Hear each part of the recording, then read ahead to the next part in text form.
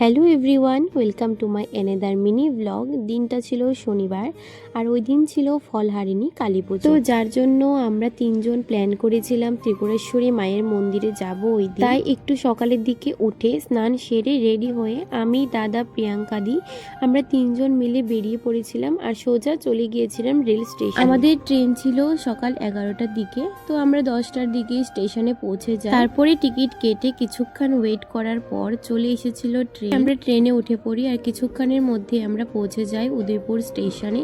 সেখান থেকে সোজা অটো করে চলে যায় মায়ের মন্দিরে। প্রথমেই চলে গেছিলাম দিঘির পাড়ে আর ওই দিনও কচ্ছপ দেখতে পেয়েছিলাম। তারপরে ভোগ নিয়ে চলে আসি মায়ের মন্দিরে আর ওই দিন এত ভিড় ছিল মায়ের মন্দিরে, মানে কিছু বলার মতো নয়। প্রত্যেক দিন এমনিতেই মায়ের মন্দিরে অনেক ভিড় হয়, অনেক দূর দূরান্ত থেকে মানুষ আসে মাকে দর্শন করার জন্য। আর ওই দিন যেহেতু একটা শুভ দিন ছিল, ফলহারিণী কালী পুজো ছিল, তাই ওই দিন মায়ের মন্দিরে ভীষণ পরিমাণে ভিড় ছিল। অনেকটা সময় ধরে লাইনে দাঁড়িয়ে মাকে পুজো দিতে হয়েছিল। যাই হোক, সব কষ্টের পরেও মায়ের মুখটা একটু দর্শন করতে পারলে সবকিছুই যেন ভালো লাগে। পুজো দেওয়া কমপ্লিট করে আসার সময় একটু আম্মাখা নিয়ে চলে এসেছিলাম স্টেশন। বাড়ি আসার সময় ট্রেন দিয়ে এসেছিলাম আর ট্রেন আসতে একটু লেট হচ্ছিল বলে আমি ভাবলাম একটু আম্মাখা খেয়ে নিই, কারণ ওই দিন ভীষণ গরম ছিল। তাই একটু আম্মাখা খেয়ে শরীরটা যেন ভীষণ ভালো লাগে। এর মধ্যে ট্রেনও চলে এসেছিল আর আমরা উঠে পড়েছিলাম। আর দিনের অবস্থাটা একবার দেখো কি রকম করে রেখেছিল তখন। হঠাৎ করেই না ওয়েদারটা চেঞ্জ হয়ে গিয়েছিল।